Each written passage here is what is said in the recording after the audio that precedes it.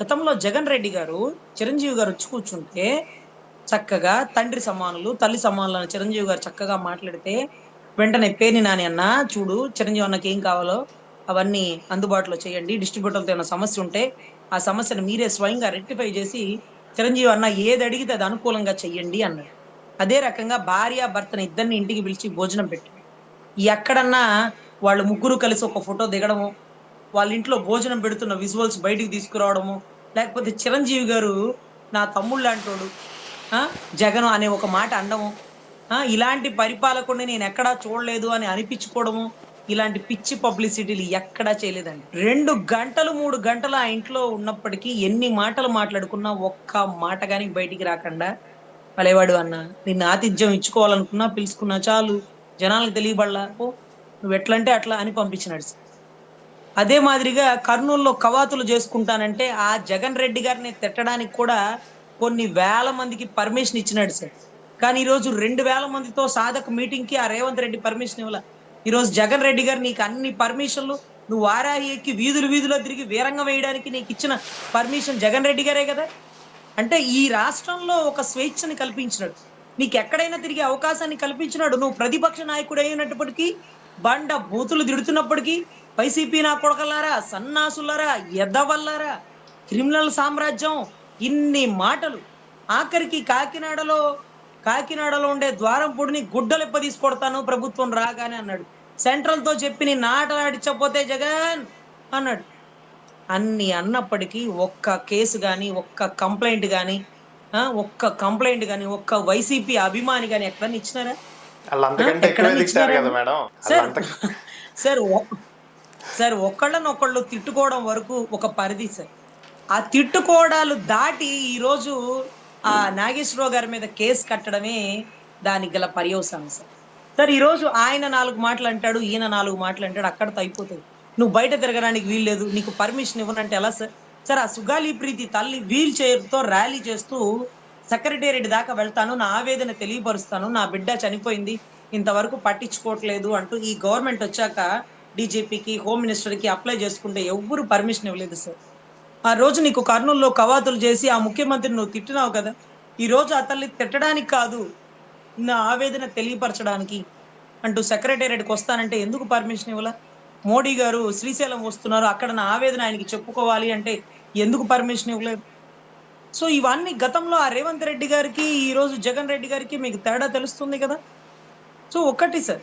ఒకటి గుప్పెడ ఓపెన్ చేయనంత వరకు లోపల ఏముందో ఎవరికీ తెలీదు సార్. మేమింకా కూడా చెప్తున్నాం.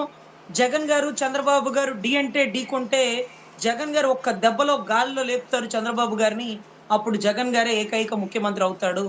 అప్పుడు మీరు ప్రధాన ప్రతిపక్షంగా ఉండొచ్చు పవన్ కళ్యాణ్ గారు. ఇవాళ కాకపోతే రేపు మీకు ముఖ్యమంత్రి అయ్యే అవకాశం ఉంటది. మీరు చంద్రబాబు గారితో ఉన్నన్నాళ్ళు జగన్ గారికి సంబంధించి మీరు ఎప్పటికీ ముఖ్యమంత్రి కాలేరు. ఎప్పటికి చంద్రబాబు మిమ్మల్ని కానివ్వడు. అంటూ కూడా చెప్పడం జరిగిందండి. కానీ ఆయన ఓపెన్ అయిపోయి నేను ముఖ్యమంత్రి అవ్వడానికి కాదు పార్టీ పెట్టిందని ఓపెన్ చేసేసాడు. సరే ఈడ చేస్తే చేసినాడు. తెలంగాణలో పోటీ చేస్తాడు. అక్కడ ముఖ్యమంత్రి అవుతాడు. అనే దాన్నన్నా అక్కడ ఉండే వాళ్ళకి చెప్పుండాల్సింది. ఇక్కడ మీకు పోటీగా నేనొస్తా. రేవంత్ రెడ్డి గారు అవ్వలేదా? ఆ! రేవంత్ రెడ్డి గారు అవ్వలేదా ముఖ్యమంత్రి? అవుతానేమో. నా వ్యూహం నాకుంది గదా! అని అనుంటే అక్కడ తెలంగాణ జన సైనికులు గూడా కాళ్ళు ఎగరేసేవాళ్ళు గదా! అక్కడ నాయకులకు కూడా గుండెల్లో గుబులు జరిగాను గదా!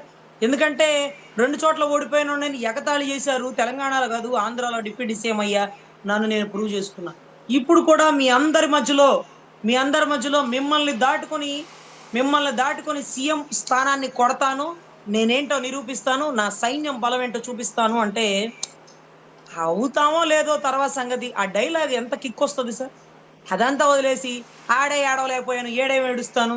అరెరెరెరే! నీ విలువని పక్కనోడు దిగజార్చక్కర్లా. నీ విలువని పదింతలు నువ్వే దిగజార్చుకోవడమే దౌర్భాగ్యం సార్. సో, ఇది నాయకత్వ లక్షణాలు కాదు సార్. ఇతని మాటల ఎఫెక్ట్ 'పెద్ది' సినిమా మీద పడే అవకాశాలు ఎక్కువ. తెలంగాణ వాళ్ళు తలుచుకుంటే కంటెంట్ ఉన్న కెమెరామన్ 'గంగతో రాంబాబు' సినిమాను కూడా తొక్కి పక్కనేసినారు. అంటే తెలంగాణ ఉద్యమం జరుగుతున్న మూమెంట్‌లో ఆయన 'పూరి జగన్నాథ్' గారి డైరెక్షన్ ఏమో అనుకుంటా బహుశా. ఆ డైరెక్షన్‌లో ఒక రిపోర్టర్‌కి ఉండేటటువంటి భావోద్రేకం, 2 రాష్ట్రాలు విడిపోకూడదన్న ఉద్దేశం, లేకపోతే తండ్రి కొడుకులు కేసీఆర్, కేటీఆర్ గారిని చిత్రీకరిస్తూ కొంత కంటెంట్ ఇవంతా కూడా జనాల్లోకెళ్ళిన ధోరణి అండి. శుభ్రంగా సినిమా అట్టర్ ఫ్లాప్ చేసి పడేసినాడు.